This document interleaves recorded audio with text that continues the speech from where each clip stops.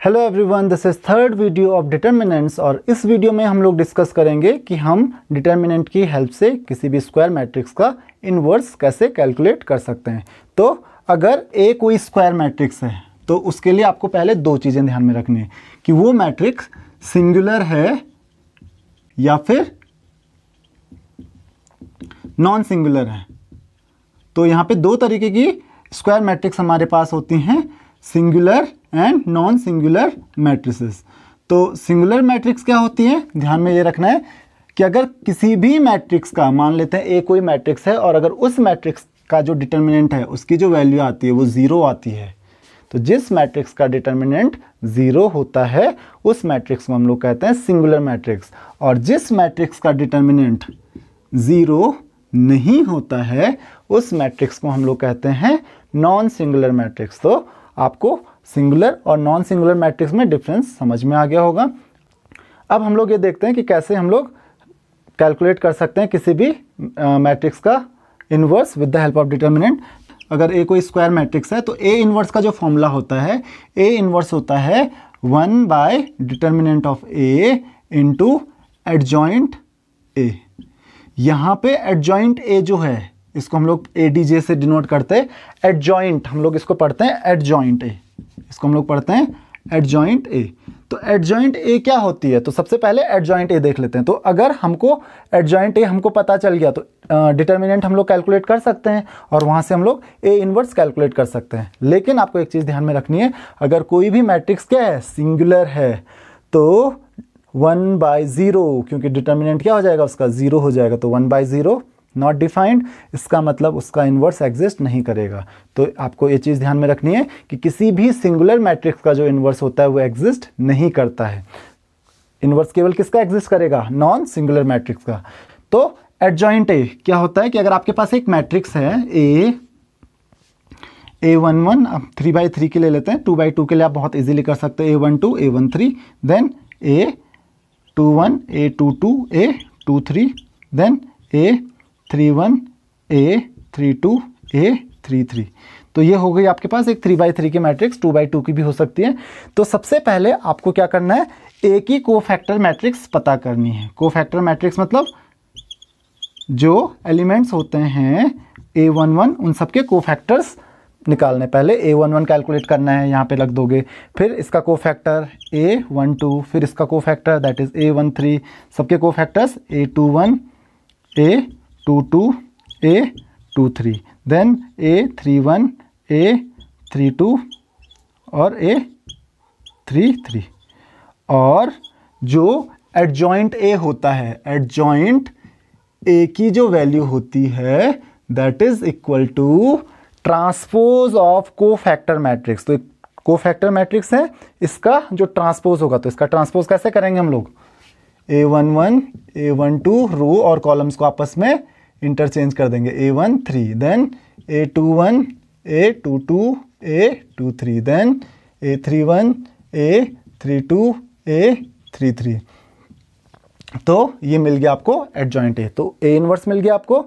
कैसे, डिटर्मिनेंट आप कैलकुलेट कर लोगे, एडजॉइंट आप कैलकुलेट कर लोगे और आपको ए इनवर्स की वैल्यू मिल जाएगी। ए इनवर्स की वैल्यू आप ऐसे कैलकुलेट कर सकते हो।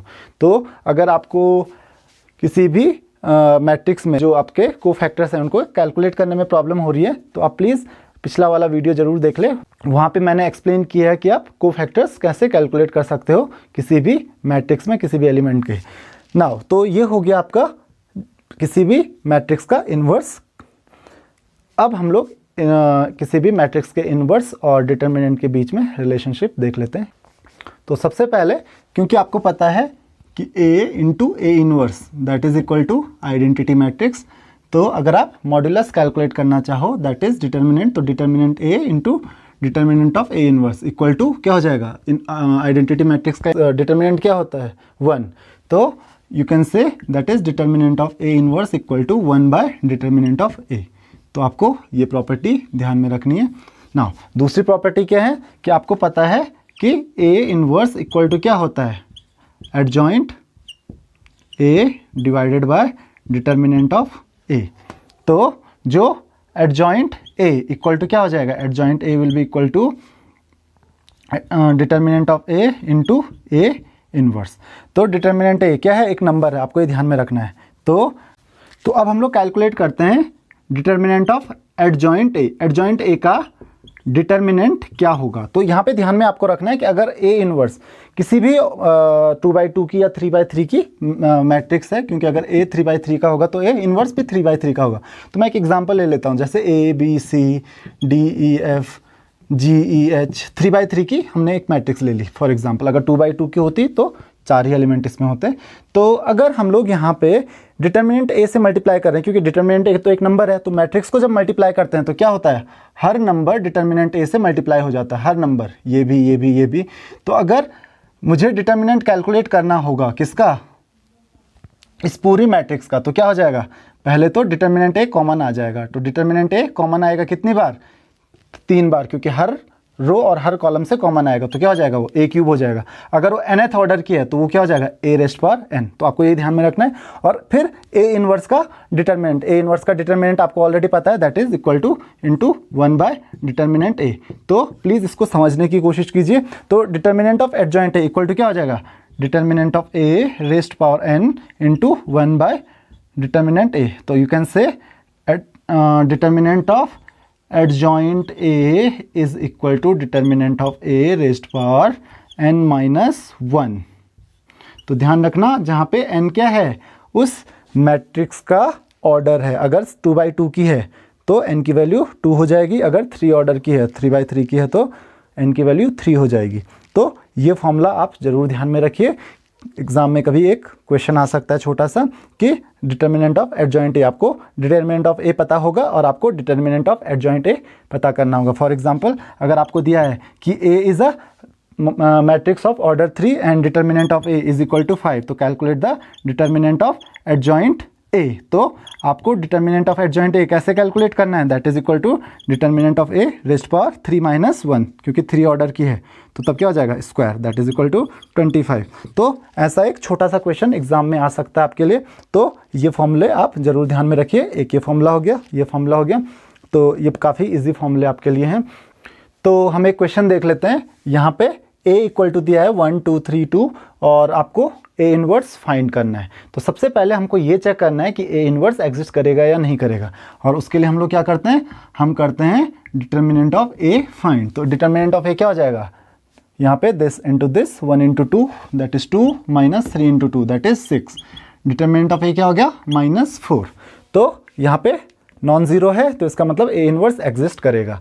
अब हमको क्या करना है, हमको सबके क्या कैलकुलेट करना है, को फैक्टर कैलकुलेट करने हैं। तो a11 इक्वल टू क्या हो जाएगा, आपको पता है a11 equal to 2, a12 equal to क्या हो जाएगा, दैट विल बिकम -3 क्यों, क्योंकि नेगेटिव हो जाता है। देन a21 भी क्या होता है, नेगेटिव होता है, तो इसको हाइड कीजिए, दैट इज इक्वल टू -2, यहाँ पे भी नेगेटिव होता है। और a22 इसमें साइन क्या रहेगा, सेम रहेगा, तो a22 क्या हो जाएगा, 1। तो ये क्या हो गई, आपके सारे कोफैक्टर्स मिल गए। और अब आप कोफैक्टर मैट्रिक्स बनाइए। तो कोफैक्टर मैट्रिक्स क्या हो गई, कोफैक्टर मैट्रिक्स हो गई आपकी a11 क्या है आपके पास 2, a12 है आपके पास -3, a21 है आपके पास -2 और a22 है आपके पास 1। और अब हम लोग क्या करेंगे, इस कोफैक्टर मैट्रिक्स का ट्रांसपोज करेंगे और आपको मिलेगा एडजॉइंट ऑफ a। तो adjoint of a equal to क्या हो जाएगा, दैट इज 2 -3 -2 एंड 1, ये मिल गया आपको एडजॉइंट ए। और अब फॉर्मूला आप यूज़ करेंगे a inverse equal to 1 by determinant of a into adjoint of a। तो that will be equal to 1 by कितना, -4 इंटू ये क्या हो जाएगा यहाँ पे 2 -2 -3 और 1। आप चाहो तो -1/4 को मल्टीप्लाई कर सकते हो, तो सारे नंबर से मल्टीप्लाई हो जाएगा। तो -2/4 दैट इज -1/2, ये कितना हो जाएगा, -2/4 again that is 1/2, minus positive हो जाएगा। देन ये हो जाएगा 3/4 और ये हो जाएगा -1/4। तो ये आपका आंसर आ गया, ये आपको मिल गया ए इनवर्स की वैल्यू। इसी तरीके से आप 3/3 मैट्रिक्स के लिए भी कर सकते हो। आपको अगर किसी भी टॉपिक में कोई भी डाउट है तो आप वीडियो को एक बार फिर से देख लें, और अगर आपकी कोई क्वेरीज हैं तो आप मुझे कमेंट में क्वेश्चन कर सकते हैं। Thank you very much. अगर आपको ये वीडियो पसंद आया तो वीडियो को लाइक और शेयर करें।